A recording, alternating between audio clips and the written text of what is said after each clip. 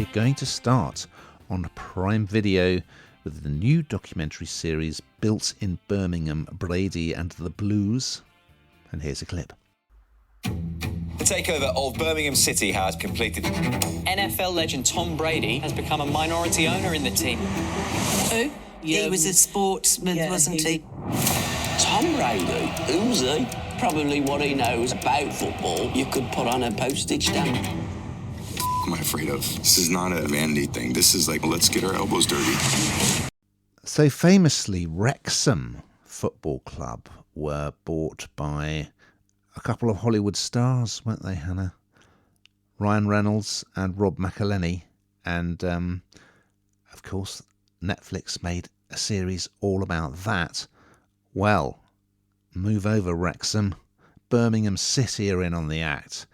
Because American footballer Tom Brady, well, he's retired now, but he's one of the all-time great quarterbacks.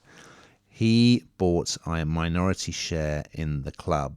And, with the intention of kind of doing a similar thing. And, of course, Reynolds and McElhenney have been very successful at Wrexham, haven't they? I think they've got 3 promotions in a row.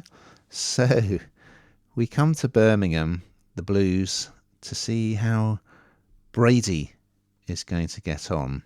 Yeah, it's a bit of a rocky ride. It has to be said. And in fact, they rattle through the first season in one episode. I imagine they're going to take a little bit longer with the rest of it. And for those who don't know, they booted out the existing manager, even though Birmingham were doing quite well. I think they were about 6th in the league. And the plan is to get them into the Premier League. And they were in the Championship. But they get rid of the manager, controversially. And they appoint Wayne Rooney, who, of course, we mentioned last week, didn't he? He's going to be getting his own reality show. And, well, I won't tell you what happens next, but it's interesting, let's put it that way. So it's a very similar formula to the series all about Wrexham, in that, we hear from the fans. In fact, we see Brady going to one of the sort of local pubs to meet all the fans. And you have Stephen Knight, the scriptwriter of shows such as Peaky Blinders, which of course is set in Birmingham. We have he's one of the talking heads. I mean, I love this kind of thing, so I thoroughly enjoyed it. And if you like that Wrexham show, then this is more of the same. But let's just say, not quite with such a happy ending. What did you think, Hannah? Do you know what? I do like things like this because it doesn't really matter whether you're a football fan or a soccer fan or anything, really, does it? Because you just sort of get to see a load of faces that you recognise because they're kind of celebrity faces.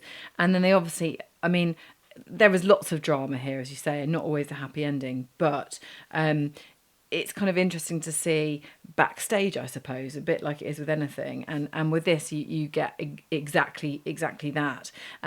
It's exactly as you say. It's kind of the same premise as what we've seen before. But it's I don't know. It's interesting. It's people kind of trying their hand at something that necessarily, in this instance, actually, there are a lot of people that do know what they're doing. But too many cooks comes to mind at some points during this, and the amount of money never fails to amaze me with things like this. The huge amounts of money, sponsorship money, that goes to. I mean, I know you have a short-lived career as a footballer, as a soccer player. I do appreciate that. So you need to make it quick. But goodness me, it's a lot of money, Ian, more than we could ever imagine. But no, I do like things like this. I think people will enjoy it.